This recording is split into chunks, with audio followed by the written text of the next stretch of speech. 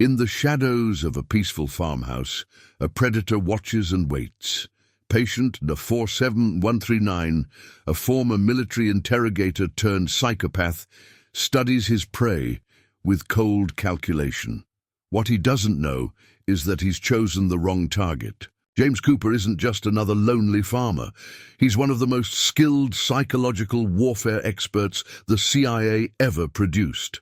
For 15 years, he broke the minds of America's worst enemies without leaving a single mark on their bodies. They called him the Ghost Whisperer, and his techniques were deemed too dark for declassification. This isn't just another escape story. This is about how a deranged killer learned that true terror lies not in violence, but in the mind. When he targeted Cooper's farm, he didn't realize he was stepping into a psychological trap decades in the making. What follows is the story of how one farmer would dismantle a killer using nothing but words, leaving no trace but shattered minds. Before we jump back in, tell us where you're tuning in from. And if this story touches you, make sure you're subscribed, because tomorrow I've saved something extra special for you. The morning frost crunched under James Cooper's boots as he walked his property line.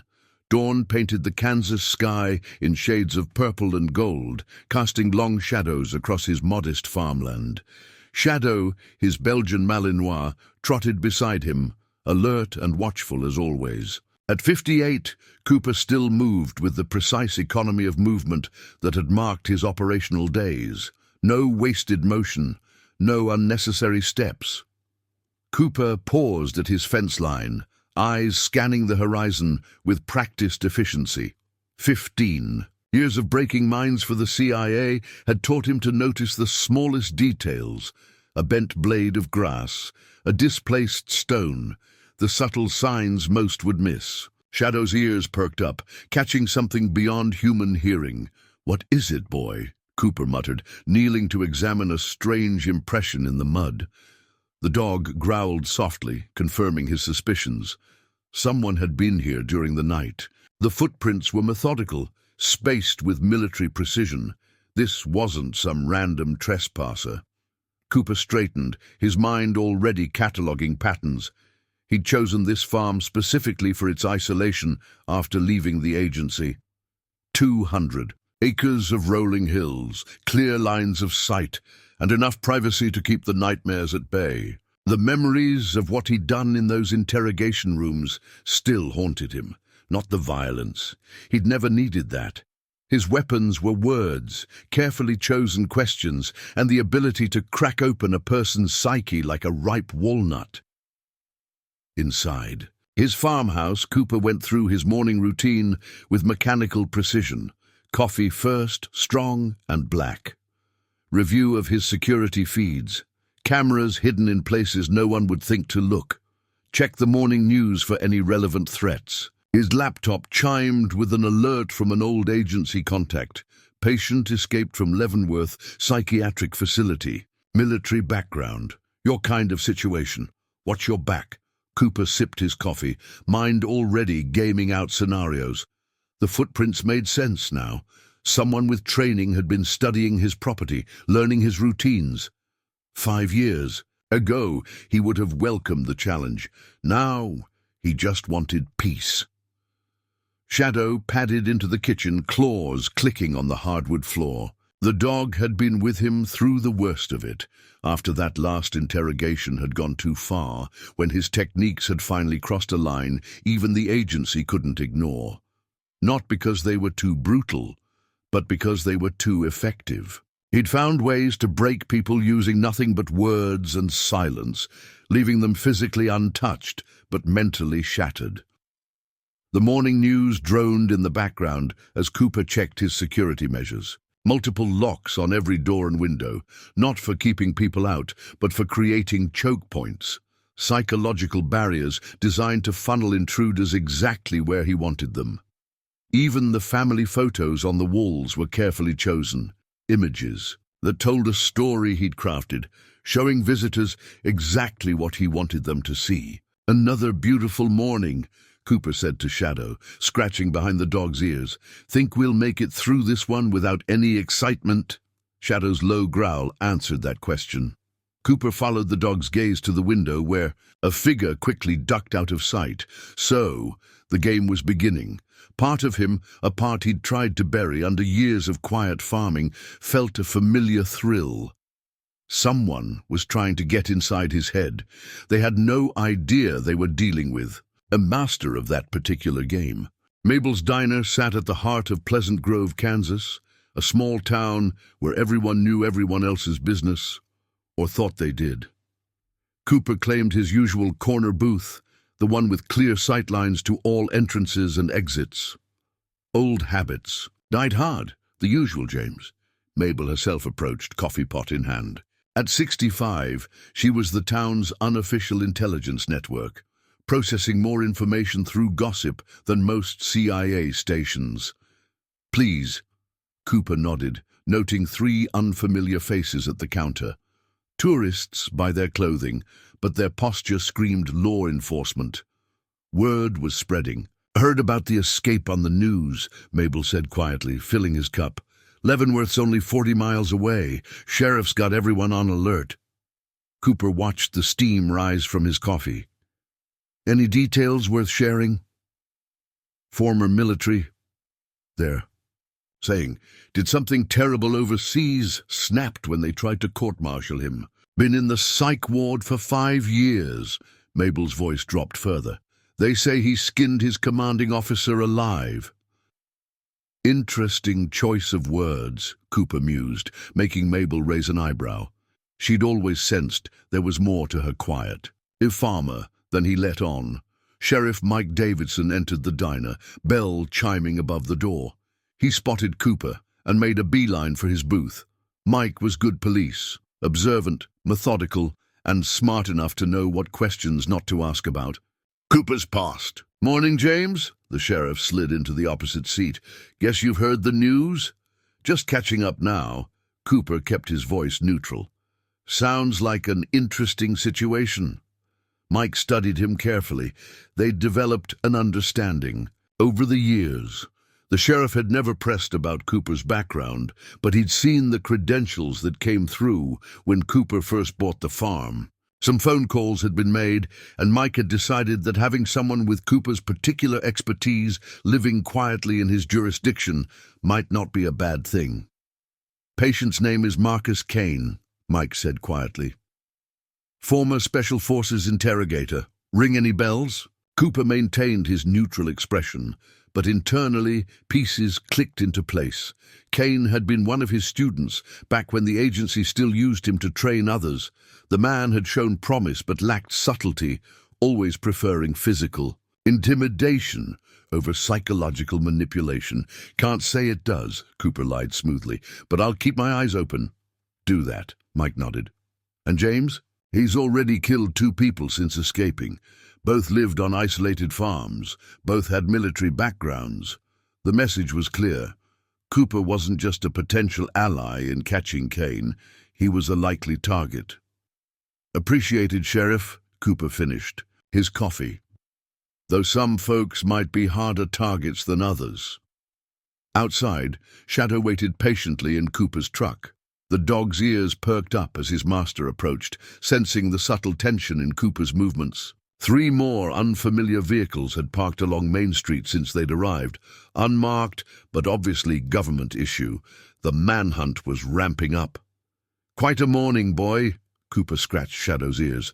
"Seems an old student wants to pay his teacher a visit." The drive back to his farm took exactly 12 minutes. Cooper noted every vehicle they passed, every potential surveillance position. Kane would be watching, learning, planning. That's what Cooper had taught him. But the student had never fully understood the master's most important lesson. True. Psychological warfare wasn't about causing pain or fear. It was about making your target dismantle their own defenses, piece by piece. Cooper noticed the first sign when he returned home. The barn door was exactly as he'd left it, precisely as he'd left it. Most people would have found comfort in that. Cooper found warning. He'd intentionally left the door at a slight angle, a habit from his operational days. Now it stood perfectly straight. Someone's been studying. he muttered to Shadow. The dog's ears were flat against his head, sensing his master's tension. Cooper approached the barn carefully, noting other subtle changes, dust patterns disturbed, tools slightly realigned. The intruder had tried to replace everything exactly, but hadn't understood that perfection itself was a tell. Inside, Cooper's trained eye caught more discrepancies. His bait items, things that looked valuable but were actually worthless, remained untouched. Instead, the intruder had focused on his organizational system, studying how he arranged his tools and supplies. Kane was building a psychological profile, just as Cooper had taught him. "Let's see what else you've learned." Cooper moved through the barn methodically. The real valuable items were hidden elsewhere, of course. What interested him was how Kane had moved through the space. Each step revealed his thought process, his assumptions, his plans. A noise from outside caught his attention. Shadow growled softly. Not a threat warning, but recognition that something was wrong. Cooper emerged from the barn to find his wind chimes silent despite the breeze. Someone had tied them off, eliminating an early warning system. Clever, Cooper acknowledged, but obvious. He'd set up dozens of subtle alarms around his property. Disabling the obvious ones only confirmed his suspicions about who was watching. Kane was announcing his presence, initiating the psychological game. Back in the house, Cooper activated his more sophisticated security measures. Hidden cameras revealed nothing immediate, but the footage from early morning showed a figure moving, with military precision around his property. Kane had walked the perimeter exactly as Cooper would have, identifying sight lines and approach vectors. "He's trying to think like me," Cooper told Shadow, "making the same mistakes I used to make." Before he'd learned that true infiltration wasn't about avoiding security measures, it was about becoming so familiar that you appeared to belong. The phone rang, breaking his concentration. Cooper let it go to voicemail, watching the caller. A unknown number. After 3 rings, a message played. "Hello, teacher." Kane's voice was exactly as Cooper remembered. Smooth, controlled, professional. "Nice setup you have here. Very educational. I particularly liked the false trail you left in the root cellar. Classic misdirection. But then, that was always your specialty, wasn't it?" Cooper smiled slightly. Kane had found exactly what he was meant to find. The root cellar trail was obvious enough to be suspicious to someone with training, which meant Kane would look elsewhere. Exactly where Cooper wanted him to look. "I thought a lot about you during my time in the ward," Kane's message continued. "About everything you taught us, about how the mind can be turned against itself. They thought they were treating me, but really, they were just giving me time to practice, to refine the techniques. Your techniques." Shadow growled at the voice, picking up on subtle tones human ears might miss. Cooper had trained him to recognize stress patterns in speech, another tool from his past life. "But I've improved on your methods." Kane's voice took on a harder edge. "You always insisted on leaving the body unmarked. No physical trauma. I've found that a little pain helps the process along, makes the psychological breaks more permanent." The message ended. Cooper played it back, analyzing every word choice, every inflection. Kane was trying to establish dominance, to show he'd evolved beyond his teacher's methods, but his very need to announce himself revealed his weakness. "He still doesn't understand," Cooper told Shadow. "Physical pain is crude, messy. Once you mark the body, you've admitted your own psychological failure." Cooper spent the rest of the morning setting his counters in motion. Not traps, Kane would be expecting those. Instead, he began laying out a psychological maze, each piece designed to guide his former student exactly where he wanted him. Photos arranged just so, personal items placed to tell specific stories. Every detail crafted to paint a picture of a man who'd gone soft, who'd lost his edge. Let Kane think he was the predator here. Let him believe his teacher had grown weak and complacent. The best psychological warfare wasn't about breaking someone's mind, it was about convincing them to break it themselves. The confrontation came at sunset. Cooper was in his kitchen, deliberately keeping his back to the window while preparing dinner. Shadow lay nearby, appearing relaxed but alert. They both heard the footsteps on the porch. Unhurried, confident, deliberate. "Come in, Marcus," Cooper called without turning. "Door's open. You've already picked the lock anyway." A moment of silence, then the door opened. Cooper could feel Kane's surprise at being anticipated. Good. First psychological advantage. "You're getting sloppy, teacher." Kane's voice was smooth as silk. "Leaving yourself exposed like this." Cooper continued chopping vegetables. "Am I? Or are you exactly where I want you to be?" He turned slowly, kitchen knife still in hand, but held casually. Kane stood in the doorway, dressed in civilian clothes that didn't quite hide his military bearing. "Still playing mind games?" Kane smiled, but his eyes were cold. "But I learned from the best. 5 years in a padded cell gives you time to think, to analyze, to understand how the master really works." Cooper studied his former student.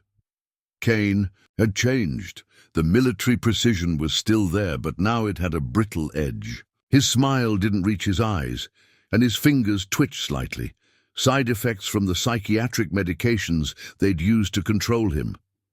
"You were always an eager student," Cooper replied calmly. "But you never did grasp the fundamental principle. True control isn't about domination, it's about choice." Kane's smile faltered slightly. "Choice? Like the choice you gave Colonel Matthews? The man couldn't even speak by the time you finished with him. Never laid a hand on him, but you destroyed him more completely than any physical torture could have." "You still don't understand." Cooper shook his head. "Matthews broke himself. I just showed him the door. He chose to walk through it." Shadow hadn't moved from his spot, maintaining the illusion of calm that Cooper had trained him for. But both men knew the dog could cross the distance in seconds if needed. "I understand. More than you think." Kane stepped further into the kitchen. "I understand how you create these elaborate psychological mazes, how you lead your targets to destroy themselves. Very elegant, very clean." His face hardened. "But sometimes, teacher, people need to see the blood, need to feel the consequences of their choices." "Like your commanding officer?" Cooper kept his voice neutral. "The one you skinned?" Kane's facade cracked slightly. "He deserved it. They all deserved it. And now—" He pulled out a phone, showed Cooper the screen. "Now I'm going to show you what your techniques can really do when pushed to their full potential." The image showed a familiar face. Sheriff Mike Davidson, bound and unconscious in what appeared to be a basement. Cooper's expression didn't change, but internally he noted how Kane's hand trembled slightly when holding the phone. "Predictable," Cooper sighed. "Taking hostages shows a lack of confidence in your psychological approach. I taught you better than that." "Did you?" Kane's voice took on a manic edge. "Or did you just teach us to be weak? To avoid the physical, because you were afraid of getting your hands dirty?" Cooper set down his knife, a deliberate show of dismissal. "You're still thinking like a student, Marcus, still trying to prove yourself to the teacher. But you've missed the most important lesson of all." "And what's that?" Kane sneered. "That this entire conversation," Cooper smiled slightly, "has just been another door, and you've already chosen to walk through it." Kane's expression flickered with uncertainty, the first crack in his armor. Exactly as Cooper had planned. Night had fallen by the time Kane left, but the real game was just beginning. Cooper sat in his darkened living room, reviewing the conversation in his mind, while Shadow kept watch. Every word, every gesture from his former student had revealed crucial information. "He's deteriorating faster than I expected," Cooper told Shadow. "The medications, the isolation, the obsession, they've made him sloppy." He pulled up his secure laptop, accessing files he hadn't touched in years. Kane's military record appeared on screen, heavily redacted but still revealing. Special Forces Interrogation Unit, Psychological Operations Training, top of his class until the incident in Afghanistan. Cooper remembered training him, the eager student who always pushed too hard, wanted results too quickly, who never understood that true psychological warfare was a slow, delicate process. His phone buzzed, a message from an old agency contact. Kane's break was worse than reported. After skinning CO, spent 3 days psychologically torturing entire staff at Forward Operating Base. 15 men committed suicide under his influence. Be careful. Cooper's expression didn't change, but his mind was already adapting strategies. Kane hadn't just snapped, he'd evolved his techniques, combining Cooper's psychological methods with his own brutal physical approach, a dangerous combination. The house phone rang again. Cooper let it go to voicemail, listening as Kane's voice filled the room. I visited your friend Sarah today. Kane's voice was casual, conversational. Sweet old lady at the diner. Lives alone, 3 miles east of town. Fascinating family photos on her walls, especially the ones of her grandchildren. Cooper's jaw tightened slightly. Sarah had been kind to him when he first arrived, never asking questions about his past, just offering friendship to a lonely neighbor. You're getting predictable, Marcus, Cooper replied to the empty air, threatening innocence to create emotional leverage, basic tactics. But effective, Kane continued as if hearing him. Like how Sheriff Davidson broke down crying after I showed him what I did to his deputy. Never touched him physically, just used your techniques. Words, images, psychological pressure points. He's discovering his own capacity for darkness now. Another 2 hours, and he'll be ready to put his gun in his mouth. Just like those men in Afghanistan. Cooper stood, moving to his window. In the distance, he could see lights moving on the highway. Search teams looking in all the wrong places. Kane would have chosen somewhere meaningful for his base of operations. Somewhere that fit his twisted psychological narrative. The message continued. You taught us that everyone has a breaking point, that the mind can be turned against itself, but you never pushed far enough, never explored the true potential of psychological destruction, too afraid of crossing lines. Kane's voice hardened. I'm going to show this whole town what real breaking points look like, and you're going to watch, teacher. Watch and know that every shattered mind, every broken soul comes from the seeds you planted. The message ended. Cooper played it back, analyzing deeper patterns in Kane's speech. The subtle shifts in tone, the underlying instabilities. His former student was unraveling, but that made him more dangerous, not less. He's trying to make this personal, Cooper told Shadow. Trying to force me to act emotionally, make mistakes. The dog's ears perked up at approaching vehicles. Moments later, flashing lights appeared on his driveway as police cars arrived. Mike's deputy, looking shaken, emerged from the lead car. Mr. Cooper, they found Sheriff Davidson's badge and a message. The killer says, he says you'll understand what happens next. Cooper nodded slowly. Kane was escalating faster than expected, letting his psychosis drive his strategy. But in doing so, he'd revealed his greatest weakness, his desperate need to prove himself. To his former teacher. I understand perfectly, Cooper replied. He's trying to recreate his breakthrough moment, which means his mind raced through possibilities, calculating patterns and psychological indicators. Which means I know exactly where he's going to be. The deputy shifted uncomfortably. Sir, the FBI's taking over the investigation. They want you to come in for questioning, given your background. Of course they do, Cooper smiled. Slightly. The pieces were falling into place. Kane thought he was forcing his teacher's hand, but he was really just following the path Cooper had already prepared. The true game was about to begin. The FBI's mobile command center had taken over the Pleasant Grove High School parking lot. Cooper sat in an interrogation room, by choice, not custody, watching the federal agents try to hide their unease. They'd read his file, or what little of it wasn't redacted. They knew what he was capable of. "Mr. Cooper," Special Agent Lisa Chen began, "we understand you have history with the suspect." "Marcus Kane was a student," Cooper replied calmly. "One of many. He showed promise but lacked patience. Understanding." Chen shared a look with her partner. "He killed 17 people at a forward operating base using psychological manipulation techniques. Techniques he claims you taught him." "I taught him principles." Cooper's voice remained steady. "How he applied them was his choice. Just like, it's your choice to waste time questioning me while he prepares his next move. We have tactical teams searching." "You're looking in the wrong places," Cooper interrupted. "Kane isn't hiding in some abandoned building. He's positioning himself where he can cause maximum psychological impact." "Tell me, have you checked the elementary school?" The agent stiffened.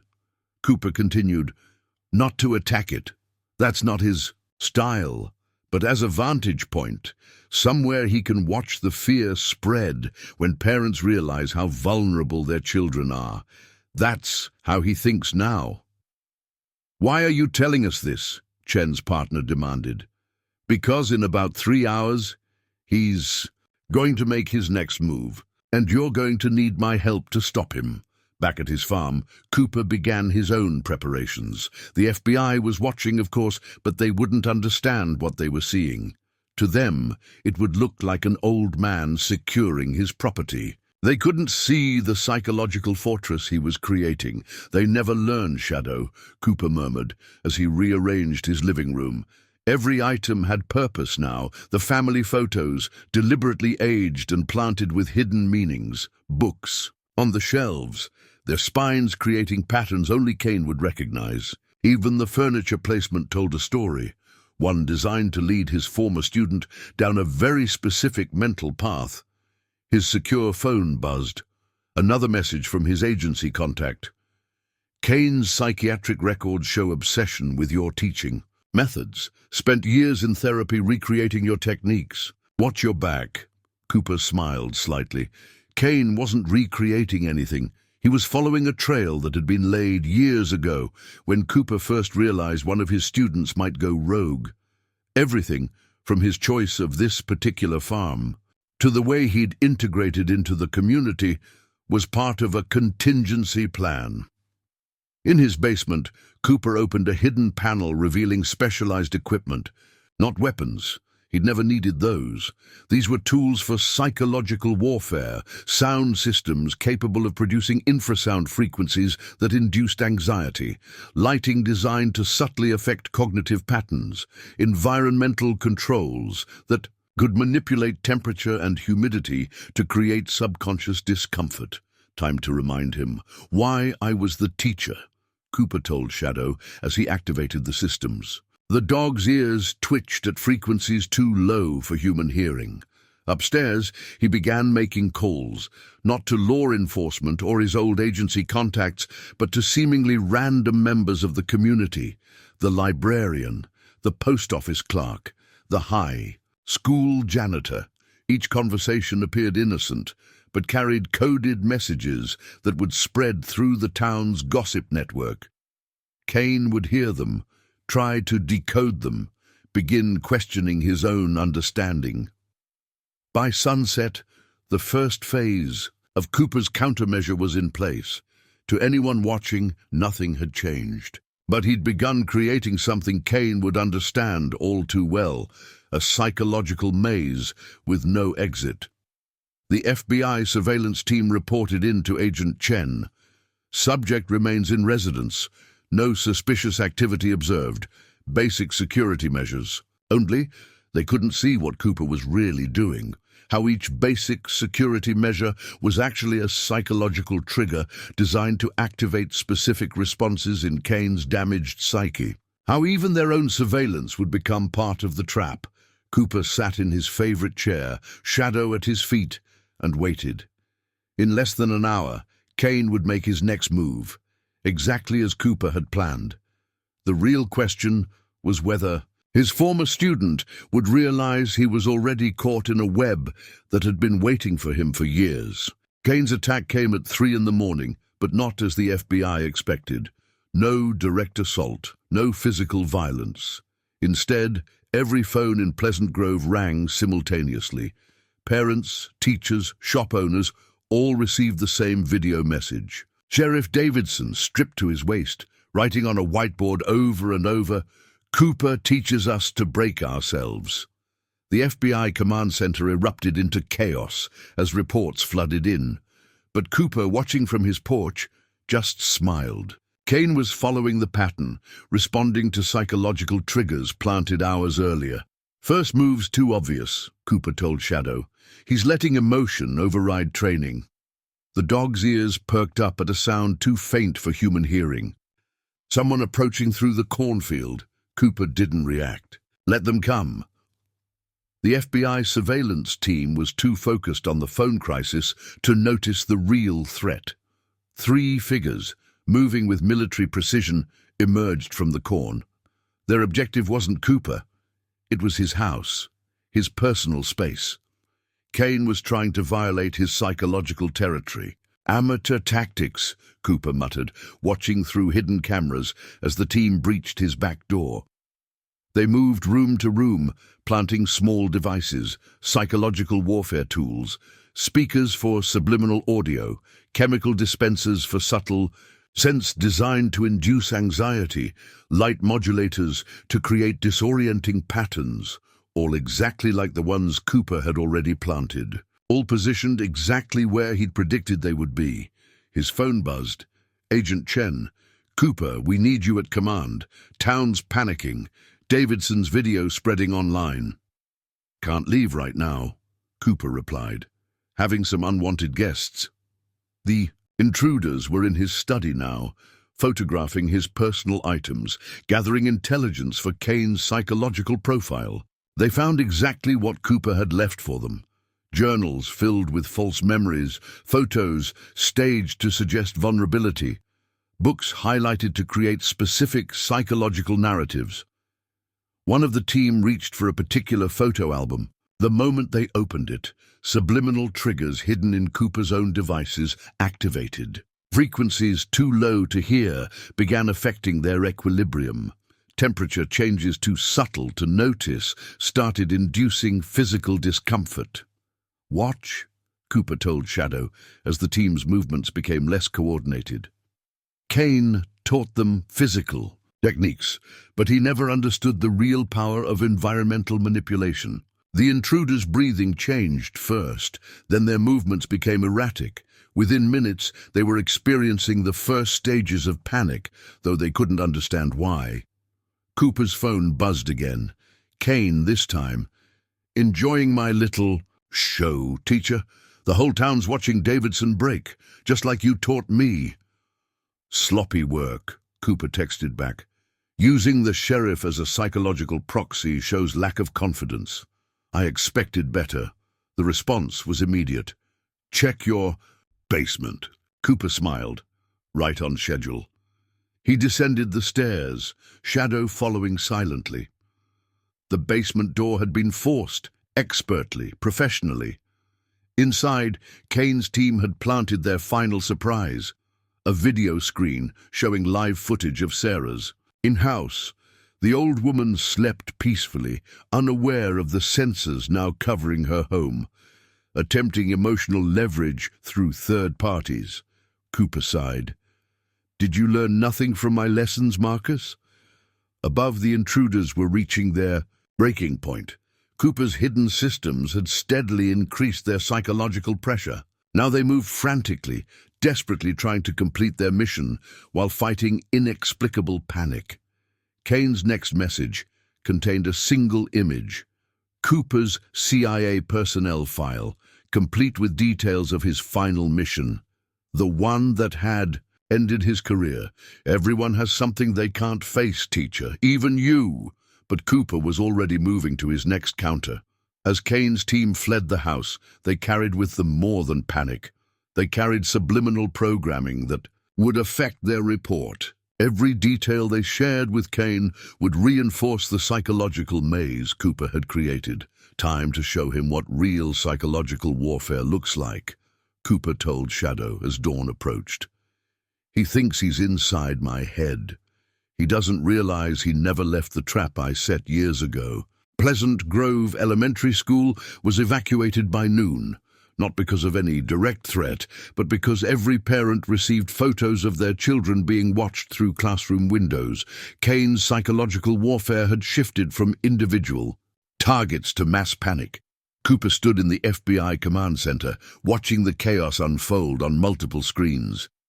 Agent Chen approached, her earlier skepticism replaced by grim recognition of what they were facing. "He's targeting the whole community now," she said, "using their children against them. Parents are pulling kids from school, businesses are closing. The town's shutting down out of fear." "That's not his real target," Cooper replied, studying footage of panicked parents rushing to collect their children. "This is just preparation, breaking down community bonds, isolating people, making them vulnerable to his next phase, which is mass suggestion. Once he's got them afraid and isolated, he'll start introducing ideas. Subtle at first, making them question their neighbors, their friends, creating paranoia." Cooper's voice remained clinical, detached. "Within days, this town will tear itself apart from the inside, like what he did at the forward operating base," Chen realized, "but on a larger scale. He's refined his technique," Cooper nodded. "Using social media, mass communication. The modern world makes psychological warfare so much easier." He turned to her. "You need to shut down the town's internet and cell service." "That's not possible. Then you're going to watch this community destroy itself." A technician rushed in. "Sir, new video uploading to local social media. It's Sheriff Davidson again." The screen showed Davidson, his face haggard, speaking directly to camera. "Cooper knows how to stop this. He taught Kane everything, every death, every broken mind. It all leads back to him. If you want this to end, ask Cooper about Operation Mindfall." Chen looked at Cooper sharply. "Operation Mindfall?" "Classified," Cooper replied calmly. "Kane's trying to turn the community against me, make me a target for their fear and anger." "Is he wrong?" Chen demanded. "Are you responsible for what he became?" Cooper's response was interrupted by new alerts. Kane had released personnel files on local police officers, highlighting misconduct complaints, domestic disputes, any dirt he could find. The thin blue line protecting Pleasant Grove was being systematically discredited. "He's eliminating authority figures," Cooper explained, "removing anyone who might organize resistance to mass panic.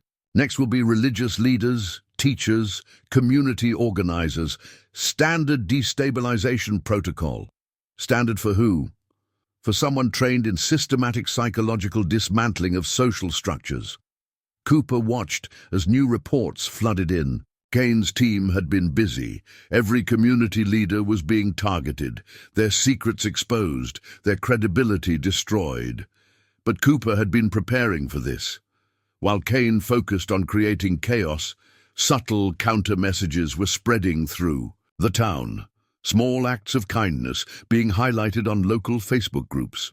Stories of community solidarity appearing at just the right moments. A psychological firewall built through positive reinforcement. "He's good," Cooper admitted, watching Kane's attack unfold, "but he still thinks like a soldier. Direct attacks, clear objectives. He never understood that true psychological warfare is about planting seeds and letting them grow naturally." His phone buzzed. Another message from Kane. "Getting nostalgic, teacher. This is just like Jakarta. Remember how many people died there before they realized what was happening to their minds?" Cooper's expression didn't change, but Chen saw something flicker in his eyes. "Jakarta? What happened in Jakarta?" "Nothing that will happen here," Cooper replied. He turned to the FBI tactical team. Kane's next move will come at sunset, something dramatic, visible. He needs to maintain escalation to keep the fear fresh. How can you be so sure? Because that's how I designed the protocol. Build pressure slowly, then punctuate with dramatic events to prevent adjustment. Cooper checked his watch. In about 3 hours, he's going to try to break the entire town's psyche at once. One massive emotional trauma to push them over the edge. How do we stop him? Cooper smiled slightly. We don't. We let him try, because in doing so, he's going to walk right into the trap I've spent the last 15 years preparing. The sun began to set over Pleasant Grove, casting long shadows across streets emptied by fear. But in those shadows, Cooper's own psychological countermeasures were taking root, spreading through the community like antibodies fighting an infection. Kane thought he was breaking the town's spirit. He didn't realize he was actually strengthening it, exactly as Cooper had planned. The sun had barely risen when Cooper began his hunt. While the FBI focused on their technological search, he moved through Pleasant Grove differently, reading psychological markers only he and Kane would recognize. A newspaper left at an odd angle, outside the cafe. A window blind set at a precise degree. Street signs subtly repositioned. To most, these were random details. To Cooper, they were Kane's signature, a trail of breadcrumbs meant to demonstrate his mastery of their shared techniques. He's trying too hard, Cooper told Shadow as they walked Main Street. The dog's training allowed him to move without drawing attention, just another man walking his pet. But Cooper was cataloging everything. The way people hurried past with downcast eyes, how they clustered in smaller groups than usual, the subtle signs of psychological strain taking hold. His phone buzzed. Agent Chen. 2 more suicides overnight. Local pastor and a high school teacher. Notes mention voices and suggestions. Cooper didn't reply. Kane was accelerating his timeline, pushing too hard, too fast. Fear had emptied the streets, but tension filled the air like electricity before a storm. Every person they passed showed signs of psychological manipulation. Micro-expressions of paranoia, stress behaviors, defensive body language. Getting sloppy, Marcus, Cooper muttered, noting another marker, a coffee cup placed precisely on a park bench. Letting your ego override your training. A child's cry caught his attention. At the playground, a mother frantically gathered her children, eyes darting at shadows. Kane's mass psychological attack was working. The entire town was succumbing to artificially induced paranoia. But Cooper saw something else. Patterns in the fear. Kane wasn't just creating chaos. He was herding the community, manipulating their movements in specific ways. The empty streets, the closed businesses, the growing isolation, all forcing people toward certain areas while avoiding others. Shadow suddenly tensed, nose twitching. Cooper knelt, pretending to check the dog's paw while surveying the area. There, in a second-floor window of the abandoned hardware store, a brief glint of light, someone watching. Good boy. Cooper scratched Shadow's ears, using the motion to check his phone. The FBI surveillance feed showed nothing, of course. Kane's watchers knew how to avoid traditional detection, but they couldn't hide the psychological wake they left, the subtle changes in how people moved through their space. His secure phone vibrated. Jakarta files declassified for task force. Chen asking questions. Watch your back. Cooper smiled slightly. Kane's attempt to expose Jakarta was another mistake. Another example of him thinking like a soldier rather than a true psychological operative. Physical evidence could be dangerous, but context was everything. A police car rolled past, one of the few officers still on duty. Cooper noted how people reacted to its presence, not with relief, but with suspicion. Kane had successfully undermined authority figures, just as the protocol dictated. But he'd forgotten the second part of the lesson. Nature abhors a vacuum. Remove one authority and people will create another. Time to spring the first trap, Cooper told Shadow. He made a call, not to the FBI or police, but to Sarah at the diner. Their conversation seemed innocent, just an old man checking on a friend. But every word was calculated, carrying hidden meanings that would spread through the town's gossip network. Within hours, those words would reach Kane's watchers. They'd analyze them, looking for tactical information, military codes, operational data. But they'd miss the real message, the psychological triggers embedded in seemingly casual phrases. Cooper checked his watch. Kane's next move would come at noon, targeting the high school. Not an attack. That wasn't his style. Instead, he'd release information, secrets and lies mixed so carefully that no one could tell the difference. The entire student body would become an unwitting weapon in his psychological war. But he didn't realize that Cooper had spent years preparing for exactly this scenario. Every teacher, every counselor, every staff member had been subtly inoculated against this kind of mass manipulation. They didn't know it, but they'd been part of Cooper's defensive network from the day he arrived in Pleasant Grove. A text from Kane. "Found your safe house on Cedar Street. Sloppy tradecraft, old man. Age making you careless." Cooper smiled. The safe house was a decoy, of course, one of several false trails he'd laid over the years. But Kane's message confirmed something crucial. He was still following the old protocol, still thinking in terms of physical assets and tactical advantage. "He still doesn't understand," Cooper told Shadow as they completed their circuit of the town. "Real psychological warfare isn't about breaking minds. It's about leading them exactly where you want them to go." The high school auditorium was packed for the emergency town meeting. Cooper sat in the back, watching the community's fear manifest in 100 small ways. Nervous tics, paranoid glances, unconscious defensive postures. Kane's psychological assault had worked perfectly, too perfectly. "He's here," Cooper murmured to Shadow. The dog's subtle shift in posture confirmed it. Somewhere in this crowd, Kane was watching his handiwork unfold. Mayor Thompson stood at the podium trying to project confidence, but betraying his anxiety through micro-expressions that Cooper had taught Kane to recognize. "We need to stay calm," the mayor insisted. "These attacks are designed to divide us." A phone chimed, then another, and another. Soon the entire auditorium was filled with alert sounds as every device received the same message simultaneously. Cooper watched the wave of horror spread across faces as people saw what Kane had sent them. Private conversations, secret texts, hidden emails. Every dark secret, every shameful moment, exposed. "Classic divide and conquer," Cooper remarked to Agent Chen, who sat rigidly beside him. "Turn them against each other before they can unite against him." "Why aren't you affected?" she demanded. "He's exposed everyone's secrets. Where's yours?" Cooper smiled slightly. "Who says he hasn't? The difference is, I choose what secrets to keep." The mayor's face appeared on the video screens, footage of him accepting bribes. The police chief was next, evidence of covered-up crimes. One by one, every authority figure was systematically discredited. The audience's fear turned to anger, then to something darker. "You did this!" someone shouted at the mayor. "You brought this on us!" Cooper watched the chaos spread, noting how Kane had positioned agitators throughout the crowd.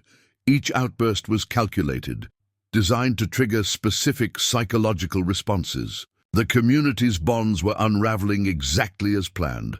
His phone buzzed. Kane again. "Beautiful, isn't it?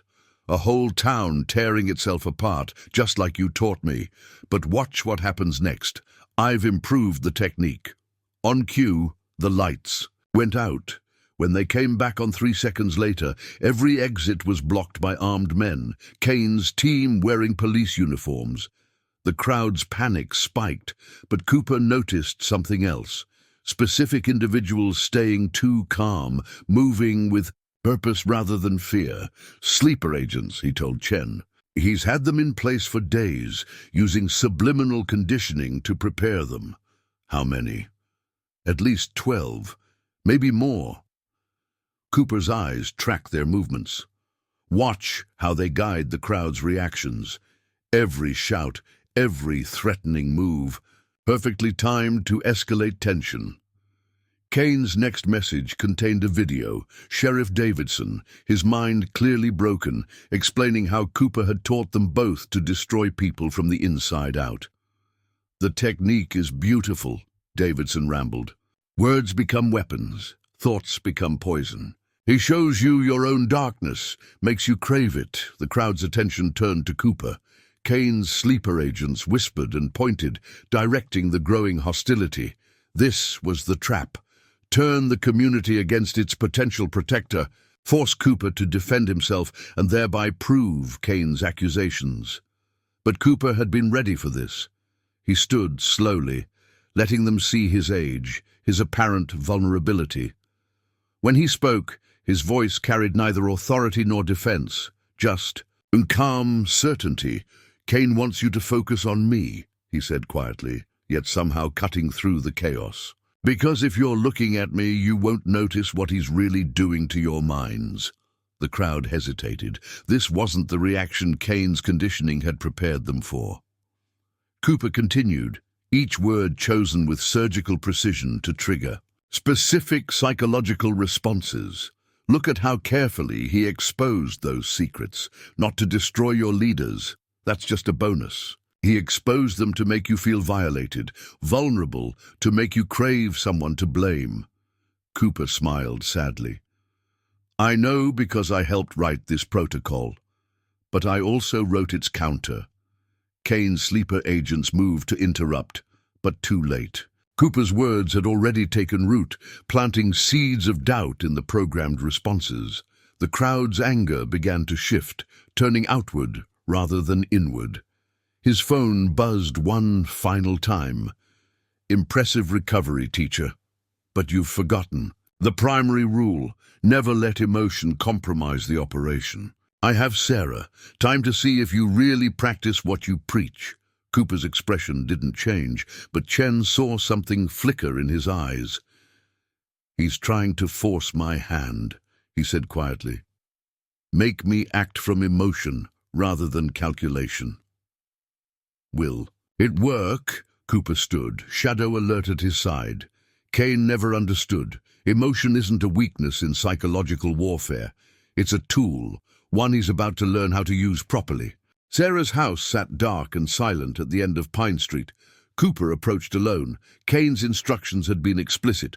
No FBI, no backup, no shadow, just the teacher coming to face his student's ultimate lesson.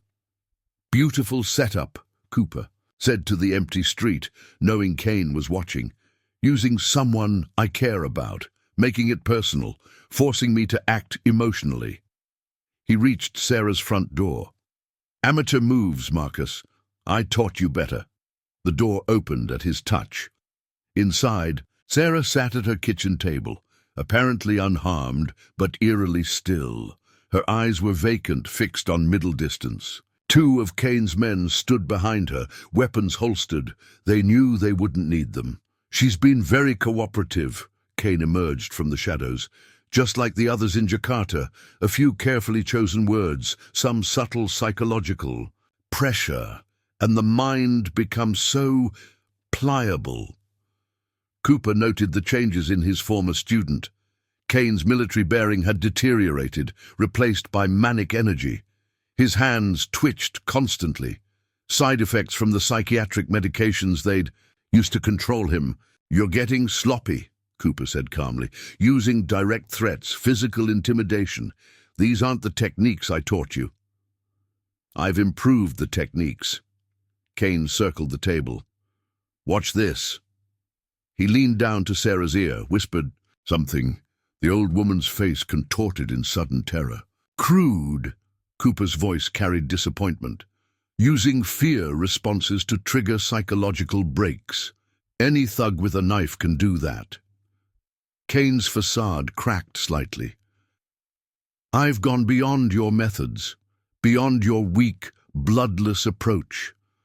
Look what I can do now." He snapped his fingers. Sarah stood mechanically and walked to her kitchen counter, picked up a knife, held it to her own throat. A complete psychological domination. Kane grinned. No resistance, no hesitation, pure control. Control? Cooper shook his head. You still don't understand. This isn't control, it's just crude manipulation. Real control was never about forcing actions. It was about making them choose. Choose? Kane laughed sharply. Like you made Colonel Matthews choose to put that gun in his mouth? Like you made those villagers in Jakarta choose to burn their own homes? Every subject makes their own choices, Cooper replied. We just help them find the door they already want to walk through. Pretty words to hide ugly truths. Kane's voice hardened. But I'm done with your lectures. Now you're going to watch as I take everything you care about, this town, these people, your precious moral high ground, and break it all. You still think this is about breaking things, Cooper sighed. That's why you failed the final test, why you never understood the real purpose of psychological warfare. Something flickered in Kane's eyes. Doubt, perhaps, or memory. The final test? There was no final test. You just kicked me out when I showed initiative, when I improved your techniques. Everything was a test, Marcus. Every lesson, every interaction. Even now... Cooper's voice shifted subtly, taking on tones and patterns he hadn't used in years. Tell me, what do you see when you look at Sarah? Kane blinked, fighting against the familiar cadence of his teacher's speech. I see leverage, a weapon to use against you. Look closer. Cooper's words seemed to echo oddly in the small kitchen. What do you really see? Sarah's hand, holding the knife, began to tremble. Kane shook his head, trying to clear it. I see. His voice faltered. You see what I wanted you to see, Cooper said quietly. Just like you've been seeing what I wanted since the moment you escaped. Every move you've made, every escalation, every supposed victory, all of it leading you right here. Kane's men shifted uneasily, sensing something was wrong, but unable to identify what. Their training told them they were in control of the situation, but deeper instincts warned otherwise. You think you've been breaking this town? Cooper continued, his voice carrying patterns and frequencies that triggered responses he'd planted years ago. But every mind you've touched, every person you've manipulated has been part of something larger, something you never saw coming. Sarah's hand lowered the knife, not in jerky, controlled movements, but with calm purpose. Kane tried to reassert. Control, whispered his trigger words, but nothing happened. How? He demanded. What did you do? I didn't do anything, Cooper replied. They did. Every person in this town, every mind you thought you were breaking. They've been inoculated against these techniques for years, not by force, not by manipulation, but by choice. True psychological warfare isn't about breaking minds, Marcus. It's about helping them become unbreakable. Kane's laughter started low, then built to a manic crescendo that filled Sarah's small kitchen. Unbreakable minds? Is that what you think you've created here? He pulled out a phone, pressed a button. Tell them, teacher. Tell them about Jakarta. The room's TV flickered to life, showing classified footage Cooper hadn't seen in 15 years. A village in Indonesia. Smoke rising from burning buildings, people walking calmly into flames, their faces serene. You didn't just break minds, Kane's voice was triumphant. You shattered entire communities, turned them against themselves, made them choose their own destruction. Agent Chen's voice came through Cooper's earpiece. We're seeing this footage at command. Cooper, explain. But Cooper's attention was on Sarah. The old woman's eyes had cleared, showing not fear, but understanding. You knew, he said quietly. You've always known. Sarah smiled slightly. Of course. I was there. Operation Mindfall wasn't just about breaking people, was it? It was about finding a way to make them stronger. Kane's triumphant expression faltered. What? Sarah Bennett. Cooper said formally. CIA Special Projects, my handler for Operation Mindfall, and the one who really taught you, Marcus. Though you never knew it. The revelation hit Kane like a physical blow. No, she's just a small-town widow. I've seen her records, her history. You saw what we wanted you to see. Sarah stood, all pretense of frailty gone, just like those villagers in Jakarta. They didn't die, Marcus. They evolved, became something new, something that could resist any form of psychological manipulation. Impossible, Kane whispered. I saw the footage, the suicides, the mass hysteria. You saw a carefully edited record, Cooper explained. The real Operation Mindfall wasn't about destroying minds. It was about finding ways to immunize them against psychological warfare. Jakarta wasn't a tragedy. It was our first success. The pieces were falling into place in Kane's mind, but not in the way he'd expected. The town. Everyone here, test subjects, Sarah confirmed. Volunteers. Former operators, intelligence agents, people who understood the stakes, all living seemingly normal lives while helping us perfect the technique. Cooper watched his former student struggle with the revelation. Why do you think I chose to retire? Here, Marcus, this entire town is a testing ground for psychological defense mechanisms. And you just walked right into it. No, Kane backed away. This is another trick, more manipulation. I broke them. I saw them break. Did you? Cooper's voice carried that teaching tone again. Or did you see exactly what we wanted you to see? Every suicide note, every confession, every apparent crack in the community's psyche, all part of a protocol designed to draw you in. To make you think you were winning. Kane's men shifted nervously, their training conflicting with growing doubt. The footage from Jakarta continued playing, but now they could see what they'd missed before. The villagers weren't walking into flames. They were walking through them, emerging unharmed on the other side. You weren't my star pupil, Marcus, Cooper said softly. You were the control group, the example of what happens when these techniques are misused. Everything you think, I taught you, was carefully designed to lead you here, to this moment. Sarah moved with practiced efficiency, disarming Kane's men before they could react. Years of playing the harmless widow had made her invisible to them, another lesson in psychological warfare that Kane had never grasped. Operation Mindfall continues, she said, her grandmotherly smile now carrying different weight. Every person you thought you broke was actually breaking you. Every mind game you played was being played right back.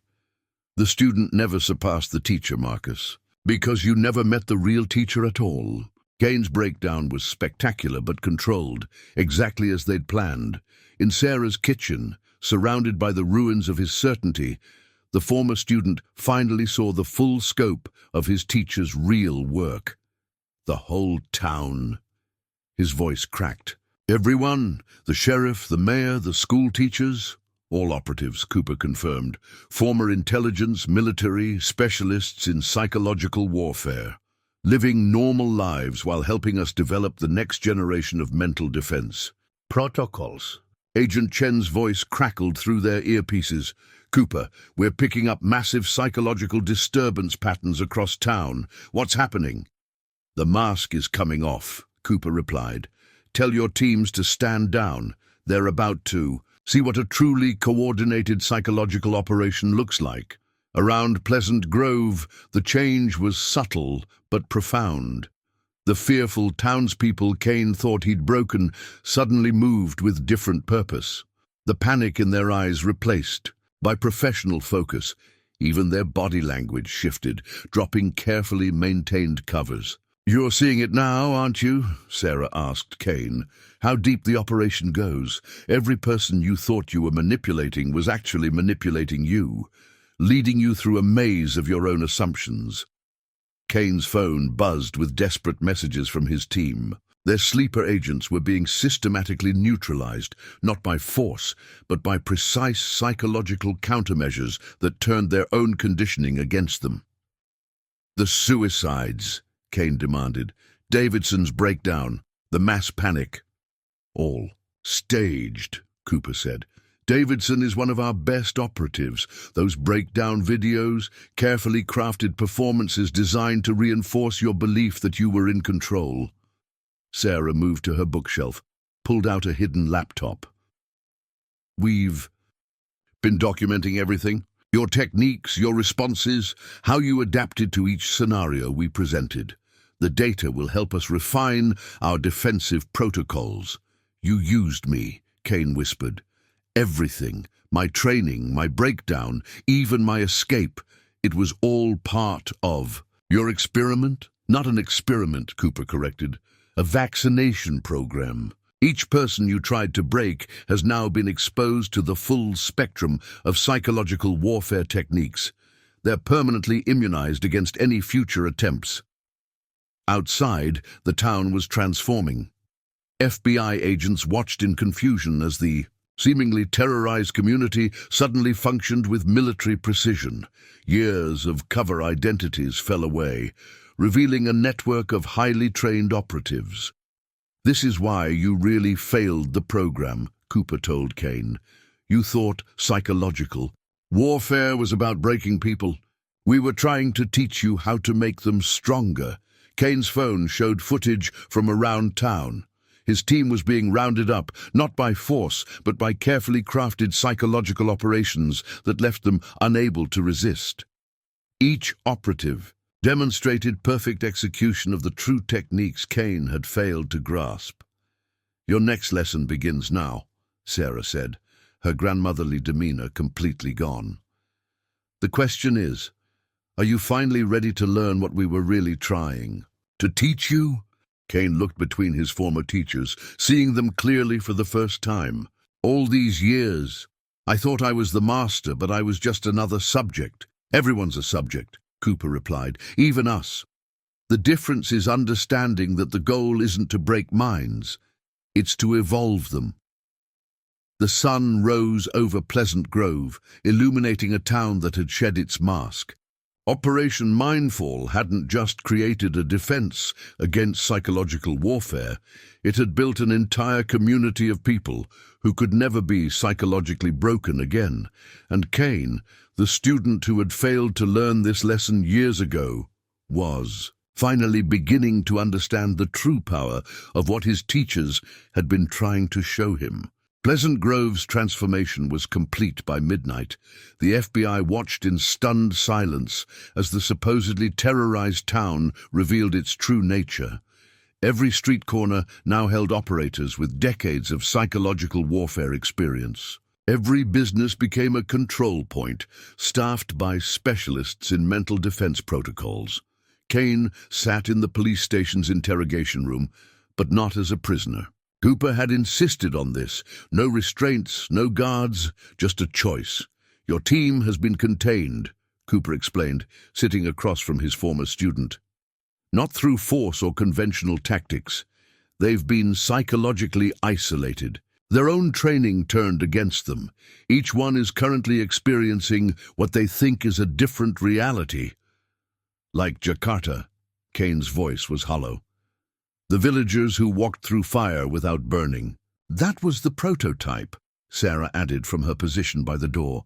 Crude by today's standards, the techniques have evolved significantly since then. Agent Chen watched through the one-way glass, her worldview shifting with each revelation. How many operations like this exist? Globally, dozens, Cooper replied. Communities of specialized operators living seemingly normal lives while developing and testing psychological defense protocols. Each one appears to be an ordinary town, invisible to anyone looking for traditional military or intelligence operations. Kane's hands trembled. Withdrawal from the psychiatric medications combined with the shattering of his perceived reality.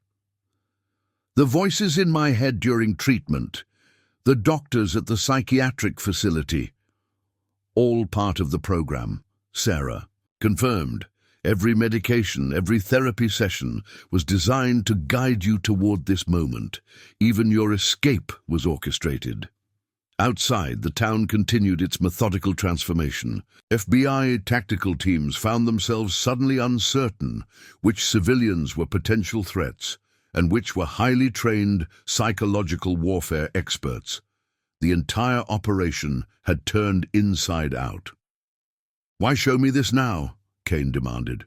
"Why? Not just let me believe I'd won, then contain me." "Because you've earned the truth," Cooper said simply. "Your attacks on the town, while misguided, showed innovation, creativity. You finally started to understand the deeper principles, even if you were using them incorrectly."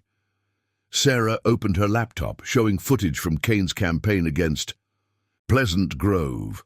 "Watch your own operations with new eyes.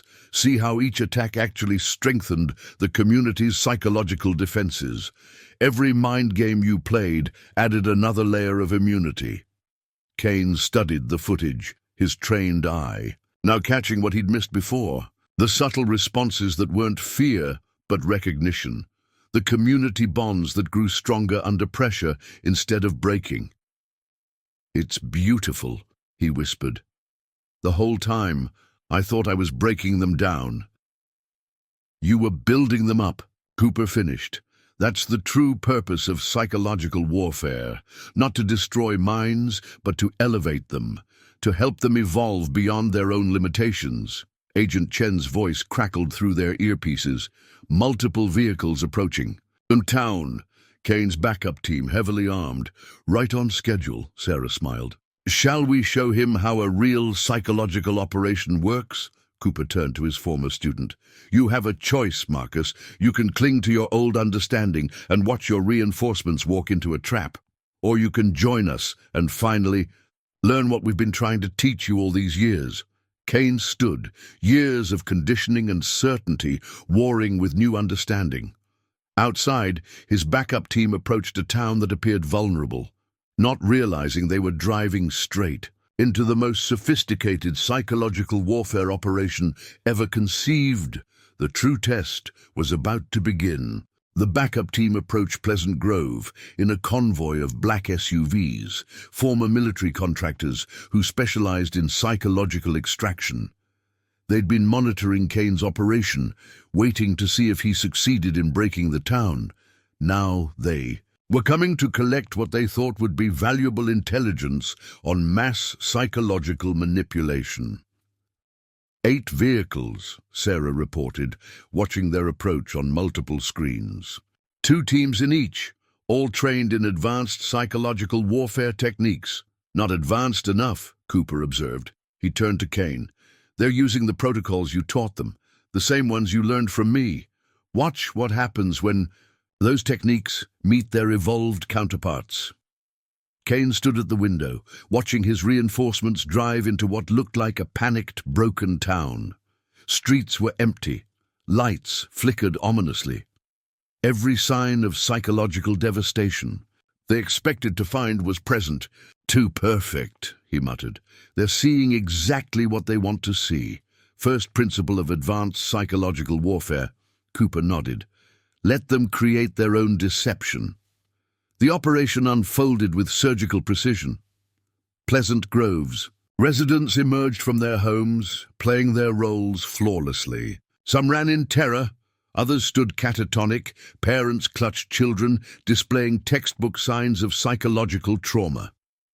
"Your team will split up," Sarah predicted. "Standard protocol when encountering mass psychological effect. Small units to assess and contain." Right on cue, the SUVs separated, each taking a different street.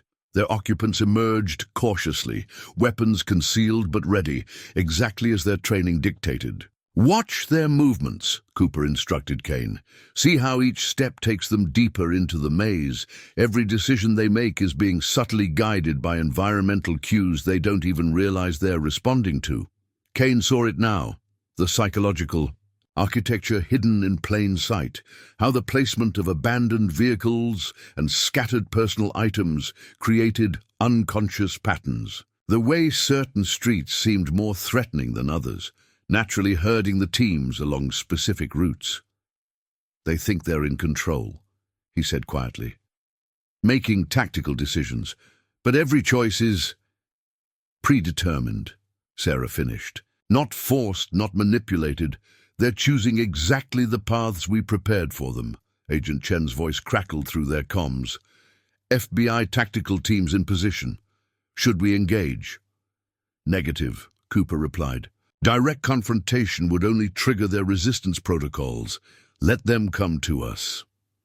The backup teams moved deeper into town, their confidence growing as they encountered exactly the scenario they'd expected. A community broken by psychological warfare, ripe for exploitation. Second team reporting mass hysteria in the shopping district, Sarah noted. Fourth team encountering dissociative behavior near the school, all exactly according to their training parameters. Which means they won't see the real operation until it's too late. Cooper turned to Kane. Your last chance to warn them, to prove you've really understood what we've been teaching. Kane watched his former allies walk deeper into the trap, their psychological warfare training becoming their greatest vulnerability. Each textbook response, each standard protocol, only served to blind them to the true nature of what they were facing. If I warn them, he asked, what happens? They'll resist, Sarah said simply, fight against the psychological defenses we've prepared. People will be hurt. The operation will still succeed, but at a cost. And if I don't, then you'll see what Operation Mindfall was really designed to achieve, Cooper replied. The next evolution in psychological warfare, not breaking minds, but transcending them. Kane's hands had stopped shaking. For the first time since his escape, his mind felt clear. Outside, his backup teams continued their advance, not realizing they were about to encounter something their training had never prepared them for. How long? He asked. 10 minutes until they reached the convergence points. Sarah checked her monitors. 5 minutes after that, the true operation begins. Kane made his decision. Show me, he said. Show me what I should have learned years ago. Cooper smiled slightly. Watch carefully. You're about to see why psychological warfare isn't about destroying minds. It's about setting them free. Pleasant Grove's transformation began at exactly midnight. Kane's backup teams, scattered throughout the town, watched in stunned disbelief as their carefully planned psychological operation imploded. Every broken civilian suddenly shifted. The mass hysteria, the panic, the psychological trauma, all vanished like mist. In their place stood operators with decades of experience, their minds not just resistant to psychological warfare, but evolved beyond it. Convergence points reached, Sarah announced, monitoring multiple screens. All teams in position. Begin final phase, Cooper ordered. The town's true defense activated, not with violence or force, but with something far more profound. Every psychological technique the backup teams attempted encountered not resistance, but transcendence. Impossible! The team leader's voice crackled over their intercepted communications. Subject population is displaying complete immunity to standard protocols, attempting advanced measures. Kane watched from the police station as his former allies tried increasingly desperate psychological warfare tactics, subliminal messaging, environmental manipulation, direct psychological pressure. Nothing worked. Watch carefully, Cooper instructed. See how each attack doesn't just fail, it strengthens their mental defenses. Every attempted manipulation adds another layer of immunity.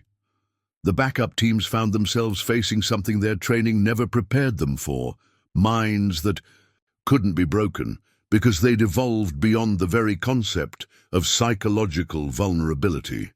Team 3 reporting complete protocol failure. The radio crackled. Subjects they're reflecting our techniques back at us. Our own operators are beginning to experience psychological bleed-through. Sarah smiled.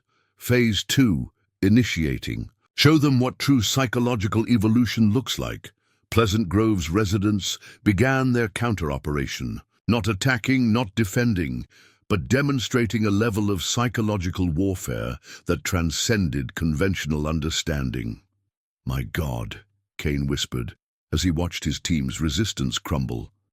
They're not just immune, they're contagious. Their psychological state is spreading. Cooper nodded. The true purpose of Operation Mindfall, not just creating defensive protocols, but developing a transmissible form of psychological evolution. Every mind they touch becomes stronger, more resistant, more evolved. The backup team's commander made a final desperate attempt. All units, switch to maximum psychological pressure. Full-spectrum assault. Break their minds before... His voice cut off as the evolution reached him. Around town, hardened psychological warfare operators found their own minds transforming. The very techniques they'd mastered became stepping stones to something greater. They're experiencing what you did in Jakarta, Kane realized. The fire that doesn't burn. The breaking point that becomes a breakthrough. Now you understand, Sarah said, why we chose this town, these people. Every resident volunteered to be part of humanity's next step, a community of minds evolved beyond psychological warfare. Through their monitors, they watched the backup teams surrender, not to force or fear, but to transformation. One by one, they experienced what the Jakarta villagers had discovered years ago, the point where psychological pressure becomes psychological transcendence. The FBI teams, Agent Chen asked nervously, are experiencing the same evolution, Cooper confirmed. By morning, everyone who's come in contact with this town will have evolved beyond their previous psychological limitations, including you. Kane felt it happening in his own mind. The broken pieces weren't healing. They were reconstructing into something stronger, clearer, more advanced. His years of psychological warfare training became the foundation for a new kind of understanding. How? Many other towns, he asked. How many other Operation Mindfalls? Enough, Sarah replied. A network of evolved communities spreading psychological transcendence across the globe. Not through force or manipulation, but through contact, through choice, through evolution. The sun rose over Pleasant Grove, illuminating a town that had revealed its true nature, not a battlefield for psychological warfare, but a crucible for psychological evolution. Kane's backup teams, the FBI agents, even Kane himself, all had been transformed by exposure to something beyond their understanding. The experiment wasn't about breaking minds, Cooper said quietly. It was about breaking through, about showing humanity its next evolutionary step, and you, Marcus, just helped us demonstrate that it works on even the most hardened psychological warfare operatives. Kane watched the dawn, his evolved mind grasping implications that would have broken him just hours ago. What happens now? Now, Cooper smiled. Now we show you what Operation Mindfall was really preparing us for, because psychological warfare isn't just about the mind, Marcus. It's about the soul. 1 month after the revelation of Operation Mindfall, Pleasant Grove appeared unchanged to outside observers. Farmers still worked their fields. Children still attended school. Sarah still served coffee at her diner. But beneath the surface, everything had transformed. Cooper sat on his porch, shadow at his feet, watching the sunrise. The FBI had officially classified the entire incident, burying it under layers of national security protocols.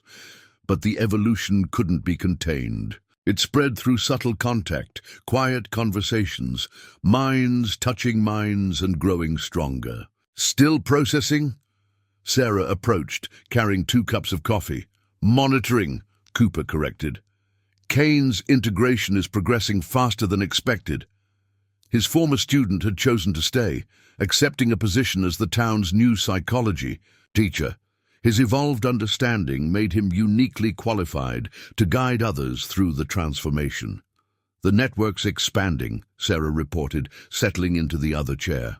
3 more communities have achieved full evolutionary status, dozens more in early stages. Cooper nodded. The psychological transcendence they'd developed was spreading exactly as designed, not through force or manipulation, but through natural, human connection. Each evolved mind became a catalyst for others. Agent Chen's car appeared on the drive. She'd changed since experiencing the evolution, her FBI training enhanced by new understanding. Latest reports. She handed Cooper a file. The Jakarta protocols have gone global, spontaneous psychological evolution appearing in communities worldwide. Not spontaneous, Cooper smiled. Inevitable. The mind's natural progression once it moves beyond fear of being broken. Shadow's ears perked up as Kane approached across the morning damp grass. He moved differently now. No more military stiffness, no psychological warfare operators' calculated gestures. He'd found something beyond technique. The students are ready, he reported. Their minds are opening to new possibilities, not just resistance to psychological manipulation, but transcendence of psychological limitations entirely. Cooper stood, surveying his town, his experiment, his success, his legacy. Humanity's next step, he said quietly. Not through technology or force, but through evolution of consciousness itself. The morning sun illuminated Pleasant Grove, revealing not just a town, but a glimpse of humanity's future, a future where minds couldn't be broken because they'd evolved beyond breaking, where psychological warfare had transformed into psychological transcendence. And in his farmhouse office, Cooper's classified files held one last secret. This was just the beginning.